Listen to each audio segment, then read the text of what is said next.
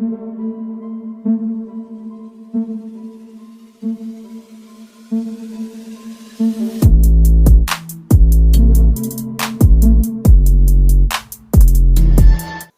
दोस्तों, तो कैसे हैं आप लोग। आई होप आप लोग अच्छे होंगे और स्वस्थ होंगे। अनकैनी स्टोरीज डार्क में आप सभी का स्वागत है। आज की वीडियो की तरफ बढ़ने से पहले चैनल को सब्सक्राइब करिए, लाइक कमेंट करिए और शेयर कर दीजिए, क्योंकि वीडियो बहुत ही ज़्यादा डरावना होने वाला है। तो आज का वीडियो शरद का है। शरद ने ये कहानी हमारे साथ शेयर की है। आई होप आप लोगों को पसंद ज़रूर आएगी। अगर पसंद आती है तो कमेंट में बताइएगा कहानी कैसी लगी। तो बात है आज से 4 साल पहले की। उन्होंने बताया 4 साल पहले उन्होंने नया एक चैनल बनाया हॉरर वीडियो बनाने का। उन्होंने सोचा कि उसका दोस्त है मयंक और एक इनकी दोस्त और है, लड़की है जिसका नाम है प्रिया। प्रिया भी इंटरेस्ट रखती थी हॉरर वीडियोस और स्टोरीज़ में। तो ये तीनों ने मिलकर सोचा कि क्यों ना हम वीडियो बनाएं और शेयर करें, जिससे कि वायरल होंगे। क्योंकि एक वीडियो इनका शेयर हुआ था और वो बहुत ज़्यादा शेयर हो गया था, शॉर्ट वीडियो था। तो इन्होंने सोचा क्यों ना फुल वीडियो बनाते हैं। अब फुल वीडियो बनाने के लिए लोकेशन भी देखनी पड़ती है कि भाई एक ऐसी लोकेशन हो जहाँ पर डरावना माहौल भी हो और ये लोग खुद से कुछ कर सकें। तो अब तीनों एक दिन बैठे सोच रहे थे, तो मयंक बोलता है कि भाई मेरे गांव की तरफ जब हम जाते हैं तो रास्ते में एक हवेली पड़ती है, तो क्यों ना उस हवेली में हम शूट करते हैं। किसी को पता भी नहीं चलेगा क्योंकि वो हवेली एकदम खाली पड़ी रहती है। अब शरद को भी ये बात सही लगी, प्रिया ने भी हाँ कर दिया। तीनों ने संडे वाले दिन डिसाइड किया और अपने घर से परमिशन लेकर के वहाँ से चल देते हैं। घर में बताया था कि दोस्त की बहन की शादी है तो हम वहाँ जा रहे हैं। तो भाई घर वालों ने भी कुछ नहीं कहा। ये अपने सारे इक्विपमेंट ले लेते हैं और चल देते हैं। अपनी गाड़ी भी थी तो कोई दिक्कत नहीं। लगभग 90 किलोमीटर चलने के बाद उनका वो गांव आता है मयंक का। मयंक अपने गांव से लगभग अभी 10 किलोमीटर पहले ही था इनका गांव, मतलब वहाँ से 10 किलोमीटर बाद आता है। बीच में वो हवेली पड़ती है। तो इन लोगों ने देखा रात का अंधेरा था और हवेली दूर से ही दिख रही थी। बहुत बड़ी हवेली थी। प्रिया देखकर खुश होती है और कहती है अरे वाह, ये हवेली तो बड़ी खूबसूरत है और यहाँ पर वीडियोस बनाने का तो मज़ा ही अलग है। ये लोग सारा अपना सामान लेकर आए थे कि भाई प्रिया चुड़ैल बन जाएगी और मयंक कुछ बन जाएगा। दरवाजे ये लोग नॉक करेंगे, मतलब लोगों को डराने के लिए। तो ये लोग अपना बैग उठाते हैं और हवेली की तरफ चल देते हैं। अब हवेली के गेट के पास पहुंचे, अगल बगल देखा, दूर तक कोई भी नहीं दिख रहा था। यहाँ तक कि किसी पक्षी की आवाज़ भी नहीं थी वहाँ पर। इतना सन्नाटा था। पेड़ लगे थे लेकिन ना ही कोई हवा चल रही थी, ना ही कुछ हलचल थी। इन्होंने धीरे से गेट खोला हवेली का। देखा तो अंदर खंडर जैसा था, मतलब पुरानी हवेली है लेकिन अभी कमरे ठीक ठाक थे, लेकिन इतना पुराना था कि जाले इतने लगे थे। इन लोगों ने टॉर्च निकाला और उसकी रोशनी से देखते हुए नीचे के ही एक रूम की तरफ बढ़ते हैं। रूम का दरवाज़ा खोलते हैं, देखते हैं रूम बहुत बड़ा है, उसमें बेड भी पड़ा हुआ है और रूम ठीक ठाक है। लेकिन बस ये है कि इतने दिन से साफ़ सफाई है, कोई आया गया नहीं है, तो उसकी जो हालत होगी आप लोग समझ सकते हैं। तो ये लोग रूम के अंदर जाते हैं, अपना सारा सामान निकालते हैं और बस डिसाइड करते हैं कि हमें करना क्या है।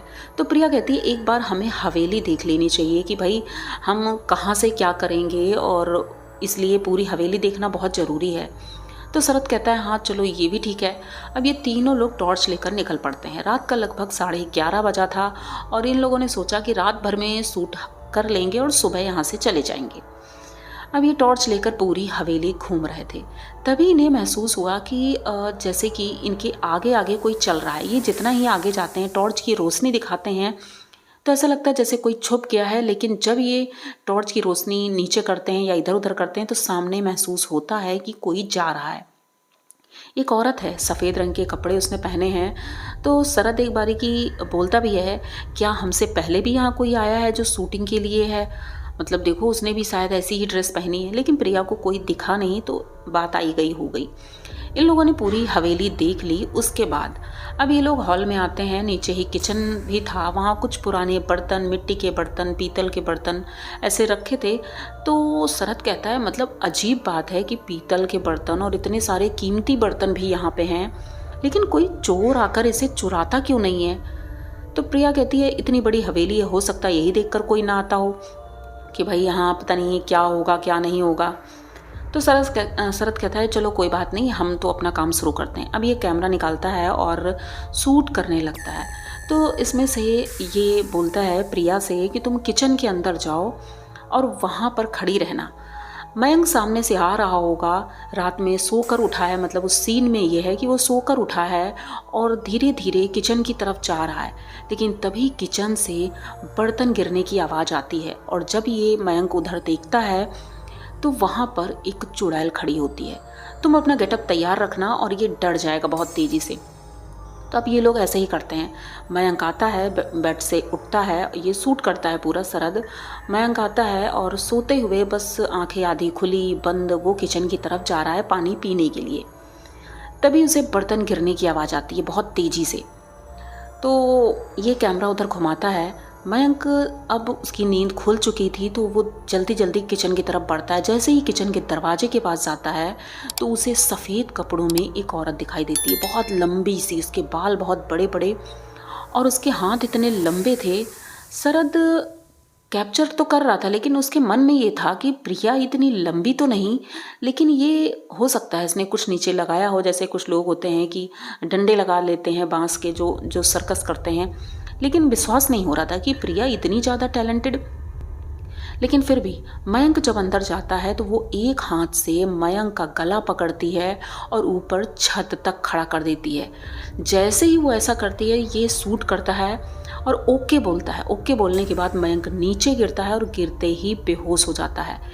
शरद अब उसको संभालने लगता है। उसी बीच प्रिया दौड़ती हुई आती है क्योंकि किचन के बगल से एक दरवाज़ा था जो बाहर गार्डन की तरफ जाता था।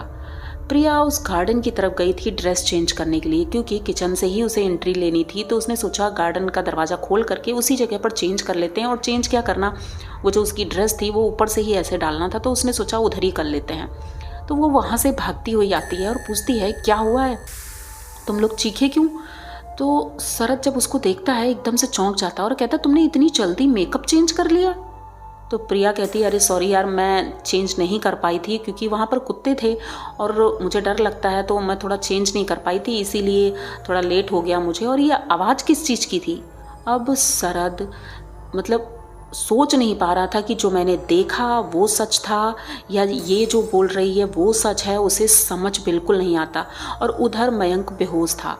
अब किचन में पानी नहीं था तो ये लोग बैग के पास जाते हैं, बोतल निकालते हैं और उसे होश में लाने की कोशिश करते हैं, लेकिन मयंक को होश नहीं आ रहा था। अब ये लोग बहुत परेशान होते हैं। मयंक को उठाते हैं, अब बाहर गाड़ी की तरफ ले जाते हैं कि शायद हॉस्पिटल ले जाना पड़ेगा। लेकिन गाड़ी के पास जैसे ही पहुंचते हैं मयंक को होश आ जाता है। मयंक आंखें खोलता है और घबराहट में फिर से चीखने लगता है। अब ये लोग समझ नहीं पाते हैं आखिर क्या हुआ, तुम ऐसे क्यों कर रहे हो? मयंक बोलने की कोशिश करता है, उंगली से इशारा करता है उस हवेली की तरफ। जैसे ही ये हवेली की तरफ देखते हैं शरद और मयंक, वो औरत अभी भी हवेली की छत पर खड़ी है, दोनों हाथ फैला करके। इतनी ज़्यादा भयानक लग रही है। उसे देखते ही ये दोनों इतना डर जाते हैं कि तुरंत गाड़ी के अंदर बैठते हैं और वहाँ से भागते हैं। प्रिया पीछे बैठ जाती है। प्रिया को कुछ समझ नहीं आ रहा था क्योंकि प्रिया ने कुछ देखा ही नहीं था। अब ये लोग आधे रास्ते पे पहुंचते हैं तो वहाँ एक चाय की दुकान थी जो रात में खुली थी, छोटी सी चाय की दुकान, हो सकता है ट्रक वालों के लिए खोल रखी हो। तो ये लोग वहाँ गाड़ी रोकते हैं, मयंक को नीचे उतारते हैं। उसके बाद ये लोग सोचते हैं थोड़ा चाय वाय पियेंगे तो फ्रेश होंगे, लेकिन मयंक अभी भी इतना डरा हुआ था कि वो कुछ बोल ही नहीं पा रहा था। शरद भी डरा था क्योंकि देखा तो शरद ने भी था। प्रिया पूछती है आखिर हुआ क्या है, तुम लोग बताओ तो सही। तब ये दोनों बताते हैं कि जो भी वहाँ हुआ तुमने तो कुछ देखा ही नहीं, लेकिन हमने पूरा शूट किया था, कैमरे में रिकॉर्ड किया था। अब ये कैमरा निकालते हैं, जब चेक करते हैं उसमें कोई भी क्लिप नहीं थी। ये देख करके तो ये लोग और भी चौंक जाते हैं क्योंकि शरद ने उस वक्त चेक भी किया था तो उसमें वो वीडियो था, लेकिन अब नहीं था, पूरा वीडियो खाली था। ये देख करके ये लोग इतना डर गए थे। तो चाय की दुकान वाला आता है, वो पूछता है भाई तुम लोग कहाँ से आए हो, इतना डरे हुए क्यों हो? तो ये लोग पूरी बात बताते हैं। तो वो चाय वाला कहता है अरे भैया आप वहाँ पहुँच कैसे गए, वहाँ तो कोई दिन में भी नहीं जाता, आप रात में कैसे पहुँच गए? तो ये तीनों कहते हैं अरे हम हॉरर वीडियो बनाते हैं तो वीडियो बनाने गए थे। कहते भैया हॉरर वीडियो बनाने गए थे, कहीं ऐसा ना होता कि आप ही बन जाते वीडियो बनाने के काबिल कि लोग आपकी वीडियो बनाते, क्योंकि वहाँ जाने के बाद जिंदा तो कोई वापस नहीं आता है, भगवान की ही कृपा रही होगी जो आप बच गए हो। अब ये सुनते ही ये तीनों तो और ज़्यादा डर जाते हैं, लेकिन जो भी है तीनों बच गए थे। लेकिन वहाँ की कहानी ये थी कि उस घर में एक बूढ़ी औरत रहती थी और वो डायन थी। इसीलिए गांव वालों को मतलब उनसे इतना डर लगता था कि गांव के अंदर वो जा ही नहीं पाती थी। और ये जो डायन थी, डायन के माँ बाप भाई बहन सब इसे छोड़ करके चले गए थे, सब के सब विदेश सेटल हो गए और इस हवेली में वो अकेली रह गई थी। उसकी शादी हो चुकी थी लेकिन उसके पति नहीं थे, तो इसलिए वो वाइट कपड़े ही पहनती थी और वो सारी क्रियाएं उस हवेली में करती थी। तो वो चाय वाले ने बताया कि उस हवेली में जगह जगह पर जादू टोने टोटके का सामान तुम्हें मिल ही जाएगा। पर इन लोगों ने कहा कि भाई रात थी, अंधेरा था, हम लोगों ने इतना गौर नहीं किया, तो वो चीज़ें हमें नहीं दिखी। तो चाय वाला बताता है एक दिन ऐसे ही अचानक उस औरत की पता नहीं कैसे मौत हो गई और उस मौत के बाद से वो औरत हमेशा वहाँ दिखाई पड़ती है और जो उस हवेली के अंदर जाता है वो जिंदा वापस तो नहीं आता है। लेकिन पता नहीं कैसे तुम लोग वापस आए हो, भगवान की ही कृपा रही होगी, लेकिन अच्छा हुआ। लेकिन अब दोबारा उस हवेली में मत जाना। ये लोग भी हाथ जोड़ लेते हैं, भैया अब हॉरर वीडियो हमें नहीं बनाना है। उस दिन के बाद से इन्होंने चैनल ही बंद कर दिया क्योंकि इतना ज़्यादा डर गए थे। रियल वीडियो बनाना और फेक वीडियो बनाने में यही अंतर होता है। ये लोग फेक वीडियो बनाते थे लेकिन जब रियलिटी सामने आई ना तो इनकी हालत ख़राब हो गई। तो दोस्तों आज की कहानी आप लोगों को कैसी लगी? अगर अच्छी लगी हो तो प्लीज़ चैनल को सब्सक्राइब करिए, लाइक कमेंट करिए और शेयर कर दीजिए। ऐसी ही डरावनी और भूतिया कहानियाँ मैं रोज़ लेकर आती रहती हूँ। और फिलहाल मैं कुछ दिनों से मैं रोज़ वीडियो नहीं लाती हूँ क्योंकि इसका भी एक कारण है, टाइम नहीं है, तो हफ्ते में एक वीडियो ही आ रहा है। और इसके बाद अगर आप लोग चाहेंगे तो मैं रोज़ लेकर आऊँगी। अगर रोज़ चाहते हैं तो कमेंट बॉक्स में ज़रूर बताइएगा कि भाई क्या मैं रोज़ लेकर आऊँ या एक दिन छोड़कर एक दिन लेकर आऊँ। जैसा भी आप कहेंगे हम वैसा ही करेंगे क्योंकि आप ही हमारी फैमिली हो और जैसा आप लोग बोलेंगे तो मैं कोशिश करूँगी कि ऐसे कर सकूँ। तो मिलते हैं जल्दी किसी नए वीडियो के साथ, तब तक के लिए बाय।